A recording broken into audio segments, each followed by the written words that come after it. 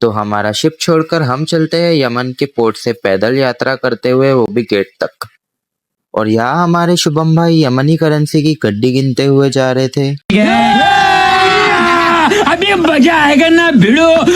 फिर हमने बाहर निकलने के लिए गेट पर दिखा दिया हमारा गेट पास। यहाँ पर इन गली बॉयज को देखकर हम निकल पड़ते अपने रास्ते की ओर। यमन में थोड़ा पैदल चलने के बाद हमें लगा कि हम ज्यादा चल नहीं सकते क्योंकि हमारा टाइम इसमें ही चला जाता। फिर फटाफट टैक्सी लेकर हम निकल पड़ते हैं मार्केट की ओर।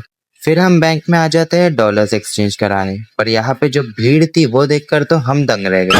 A few moments later. फिर यहाँ से निकलते ही हम आ जाते हैं वॉकिंग करते हुए मार्केट स्ट्रीट पर। हमने सोचा अब आ ही गए हैं तो क्यों ना थोड़ी शॉपिंग कर लिया जाए। यहाँ पर यमन में लोग रिकॉर्डिंग करने से मना कर रहे थे क्योंकि करंटली यहाँ पर वॉर सिचुएशन शुरू है, इसलिए मैं बहुत से क्लिप्स अच्छे से ले नहीं पाया। यहाँ पर हमारे शुभम भाई 15,000 की टी शर्ट 10,000 में बार्गेनिंग करने लगे।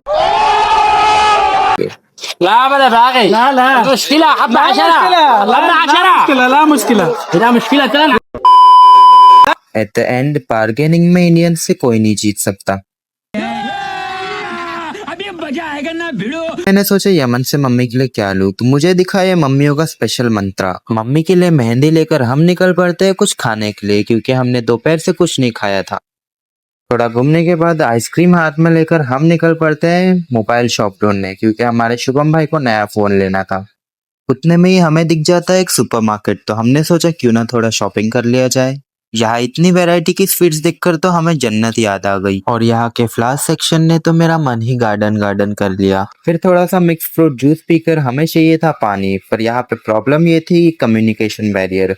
हम ये करते थे कि हम अपना ट्रांसलेटर निकाल कर उसमें जो टाइप करते थे उसे ट्रांसलेट करते थे अरेबिक में और उन्हें दिखाते थे। फिर हम आ जाते हैं फाइनली मोबाइल शॉप पर जहाँ पर ये लाबूबू डॉल भी थी। ये फोन तो मुझे बहुत पसंद आया, सोचा अपनी छोटी बहन अद्दू के लिए ले लूं। पर हम यह फोन शुभम भाई के लिए देखने आए थे।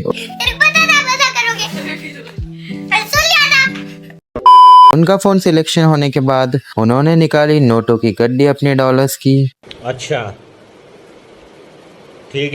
फिर हम आगे निकल जाते हैं चॉकलेट्स खरीदने के लिए। यहाँ पर भी हमने अपने बार्गेनिंग की इंडियन टेक्निक्स यूज की। 14,000 की चॉकलेट्स खरीद कर थोड़ा और स्नैक्स देखकर हमें फिर याद आता है हमारा टाइम होने लगा है खत्म। जल्दी से टैक्सी में बैठ के हम पड़ते हैं निकल। टैक्सी वाले भैया ने हमसे पूछा हम किस कंट्री से है। इंडिया का जवाब सुनते ही उन्होंने बड़ी एक्साइटमेंट के साथ कहा शाहरुख खान। कुछ देर उनसे बात करने के बाद नज़ारे का आनंद उठाने के बाद हमें लग जाती है भूख। नजदीकी एक रेस्टोरेंट में हम चले जाते हैं और दे देते हैं अपना ऑर्डर।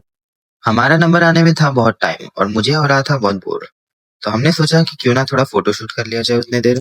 खाना लेते ही हम निकल पड़ते हैं अपने पोर्ट की तरफ क्योंकि पोर्ट पर हमें 10 बजे का टाइमिंग मिला था। अगर हम 10 के बाद आते तो हमें लगती फाइन, क्योंकि 10 मिनट थे तो हमारी हो गई कसरत भागकर। आखिर टाइम पर पहुंचकर ले लेते हैं हमारा इमिग्रेशन और निकल पड़ते हैं अपने शिप की तरफ। फिर हमें करनी पड़ती है बहुत सारी वॉकिंग क्योंकि हमारा शिप था पोर्ट से बहुत दूर।